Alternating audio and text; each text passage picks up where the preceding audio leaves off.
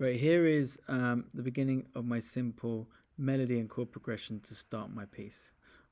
So on the right, I've come up with a list of ingredients, things that I've put into this piece, and on the left is the piece itself. So I'll begin by playing it now, just to give you an idea.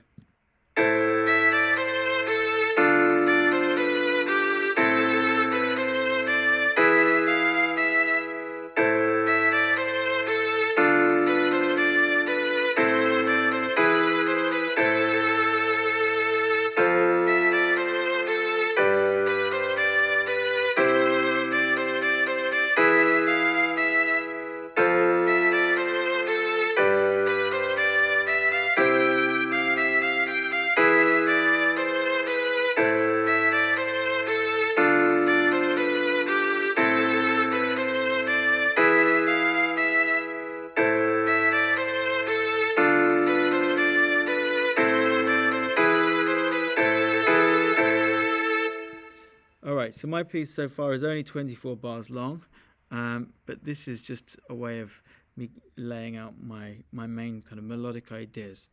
So there's different strategies to start your piece. I began with the chords to set out the mood of your piece, set out the kind of the harmonic direction. Now you could start with a melody, that's a different way of doing it. I set out wanting to create a minor piece, so I based it around A minor. Okay, so A minor is my root tonic chord. In the first section, I've used the D minor and the E major. So I've gone A minor, D minor, A minor, E major, and back to A minor and so on for the first 8 bars. So to create the melody on the top, I've taken notes just from those chords. So all white notes. You could also use the G sharp in the context of the E major chord. And to create my melody, I've created a few rules that I've thought about that would help make a catchy melody. So generally moving by step with a few short jumps. So if you look at the start, my first bar, all by step, and then one jump to the A. And the same in these bars as well. Now I've put a rest, one beat rest, the start of beat bar 1 and bar 2, because that's another way of trying to make your music a bit more catchy. We want it to flow, but we want occasional rests to make it a bit more interesting, okay? Now the last 2 things are some of the most important things. Repetition is key to making your melody memorable. We want to imprint these musical ideas on the listener's mind. So bringing these ideas back in different ways is key. And one way of doing that is a sequence. Now in the first 2 bars I do that. I take this idea in bar 1, and all I do in bar 2 is push it down 1 pitch, 1 full tone, from starting on an E to a D. If you see the first bar, it starts on an E, and E is in the A minor chord. ACE is the 5th note up. And then the second bar, I've got a D minor chord, and the D is the root note.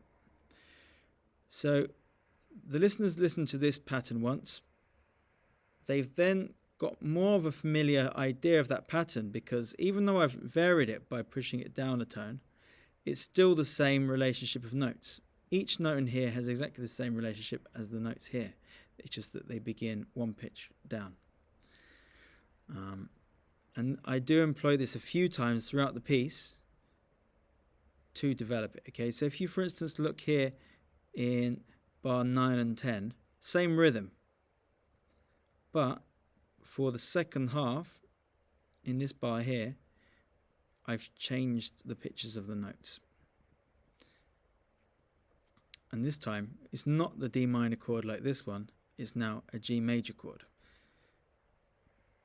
The B, the D, and back to the B are all from the G major chord. So the only note there that isn't actually in the G major chord is that C.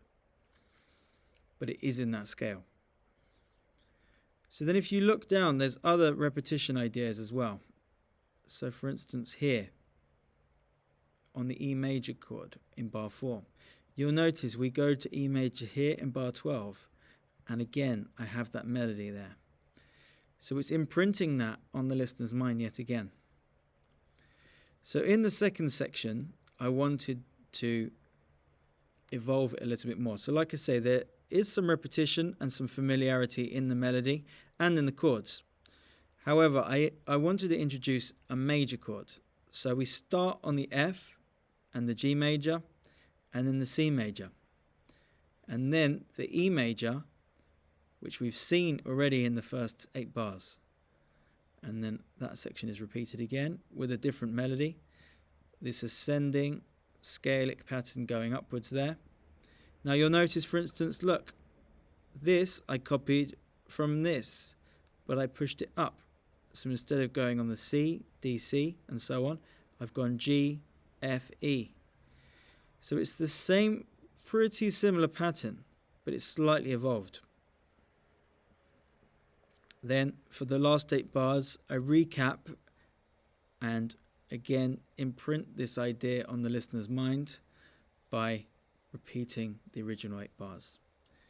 If I was to develop this further, I would want to add in some more interesting ideas. You could argue that this piece may leave you a bit unfulfilled because it's so short. But the key objective here really is to lay out and begin some of our kind of melodic ideas, set them in the context of these chords before evolving them and then developing them further.